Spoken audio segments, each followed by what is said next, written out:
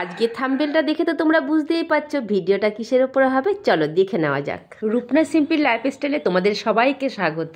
আজকে তোমাদের সঙ্গে যে ভিডিওটা শেয়ার করছি সেটা হচ্ছে আমার বাড়ির দীপান্বিতা লক্ষ্মী পুজো।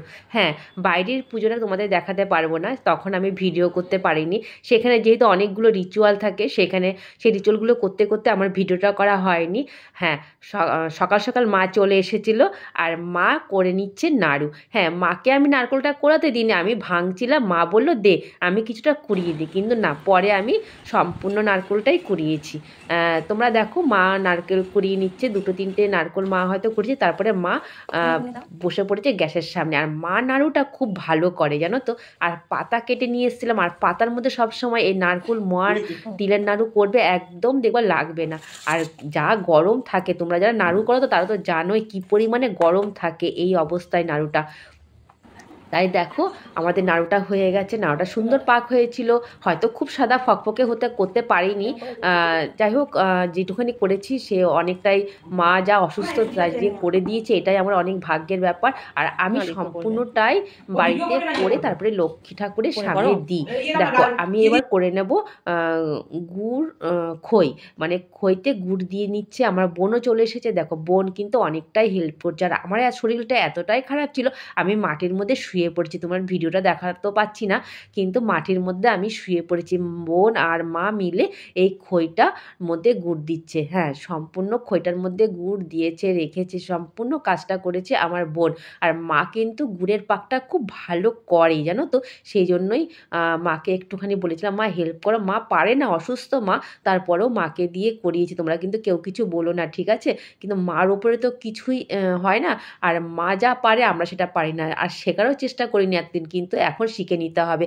আর করে নিচ্ছি মুড়ির মোয়া। আর মুড়ির মোয়া করাটা কিন্তু খুবই কঠিন, জানো তো। মুড়ি যতক্ষণ গরম থাকবে ততক্ষণ কিন্তু মোয়া পাকানো যায়, যখন ঠান্ডা হয়ে যাবে একদম ঝুরঝুরে হয়ে যাবে।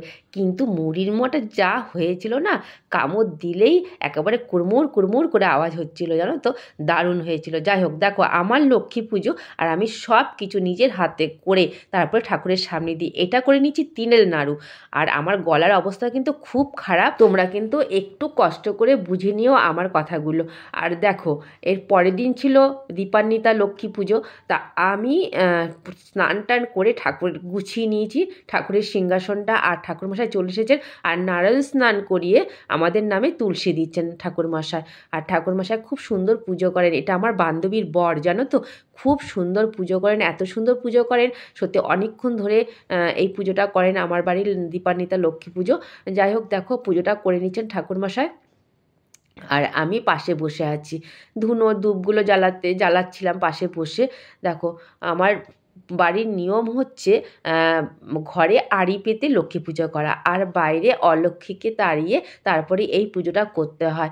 তাই বাইরের রিচুয়ালটা করে এসে ঘরে এই পুজোটা করতে বসেছে ঠাকুরমশাই।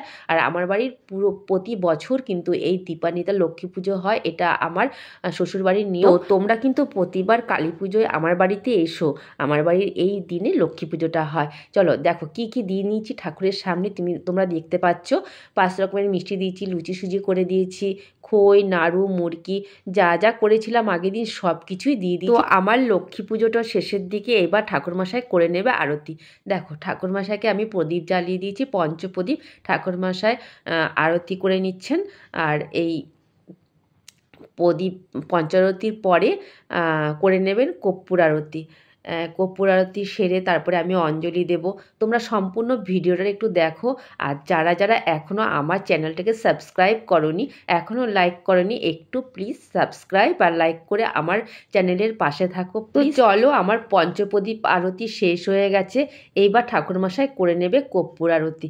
ঠাকুরমশাই কর্পূর আরতিটা করে নিচ্ছে, তোমরা দেখতে পাচ্ছ। তোমরা সম্পূর্ণ ভিডিওটা কিন্তু একটু ধৈর্য ধরে দেখো। ভিডিওটা অনেকটাই বড় হয়ে গেছে, তাও বলবো তোমাদেরকে একটু ধৈর্য ধরে ভিডিওটা দেখতে।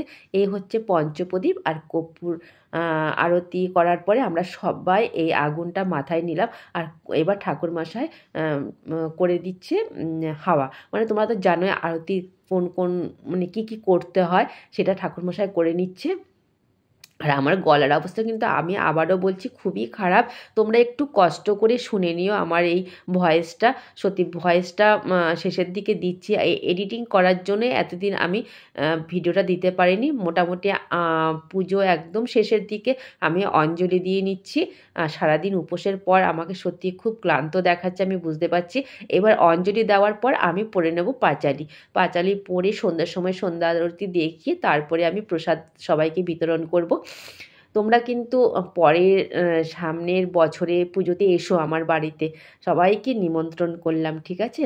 চলো এবার মোটামুটি ঠাকুরমশাই আমাকে সিঁদুর পরিয়ে দিলেন আর আমাকে আশীর্বাদ করে দিলেন। দেখো এবার দেখো মোটামুটি শেষ পুজো আমার।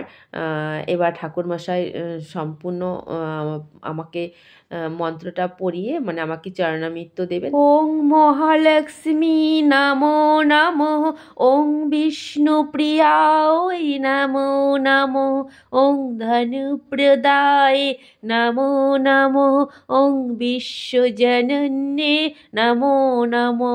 তো বন্ধুরা আমার এই 3 গোপাল এখানে বসে আছে, তোমরা দেখতে পাচ্ছ লক্ষ্মী ঠাকুর। চলো মোটামুটি আমার পুজো শেষ, আমি সম্পূর্ণ পুজোটা কমপ্লিট করে এবার পাঁচালিটা পরে মোটামুটি আমার একদম পুজোটা শেষ করে দেবো। ঠাকুরমশাই চলে যাবেন নারায়ণ নিয়ে। তো বন্ধুরা আজকের ভিডিওটা এই পর্যন্ত। তোমাদের যদি আমার এই ভিডিওটা ভালো লেগে থাকে তাহলে একটু লাইক কমেন্ট সাবস্ক্রাইব করো, ঠিক আছে? দেখা হবে নতুন কোনো একটা অন্য ভিডিওতে। টাটা, ভালো থেকো সবাই, সুস্থ থেকো।